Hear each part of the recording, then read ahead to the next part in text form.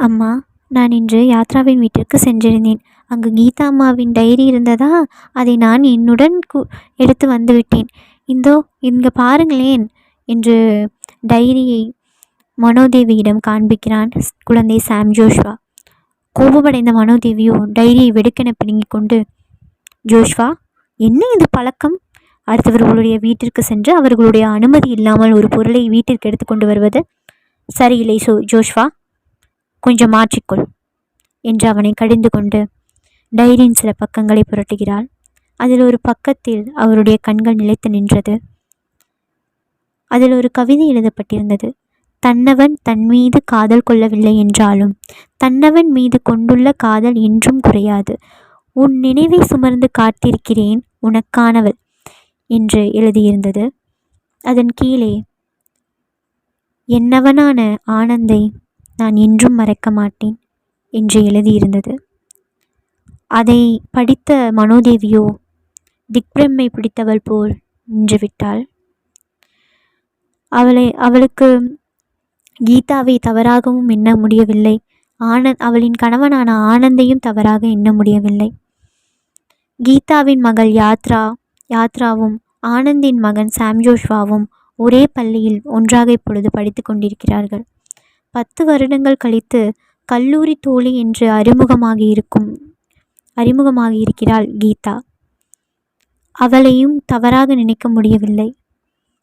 Diary எழுதியிருப்பது அவள்தானே, அவள் கையெழுத்துதானே என்று தனக்குள் 1000 கேள்வி கேட்கிறாள் மனோதேவி.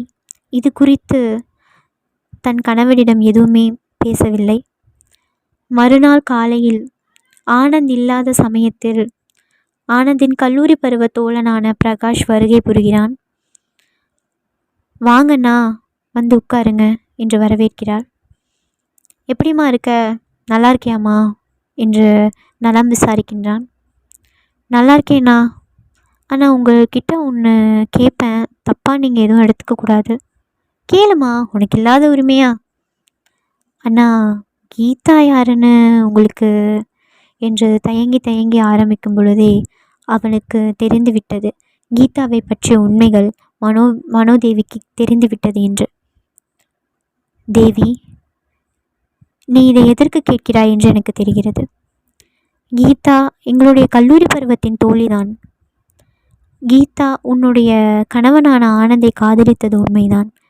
ஆனால் இந்த குறித்த விஷயம் ஆனந்திற்கு தெரியாது.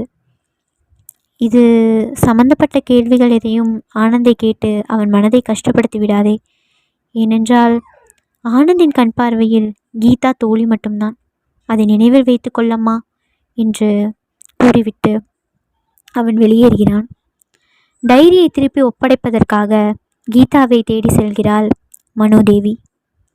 கீதாவை பார்த்து ஒரு கேள்வியை கேட்கிறாள். கீதாக்கா, நீங்கள் தான் என்னோட கணவனான ஆனந்த லவ் பண்ணீங்கல்ல, நீங்கள் ஏன் உங்களோட காதலை என் கணவன்கிட்ட நீங்கள் பகிர்ந்துக்கவே இல்லை? நீங்கள் என்னோட கணவனை நீங்கள் உண்மையாக நேசிச்சிருந்தீங்கன்னா நீங்கள் கண்டிப்பாக என்னோட கணவனை கைப்பிடிச்சிருப்பீங்கள்ல என்று ஏளன பார்வையோடு கேட்கிறாள் மனோதேவி.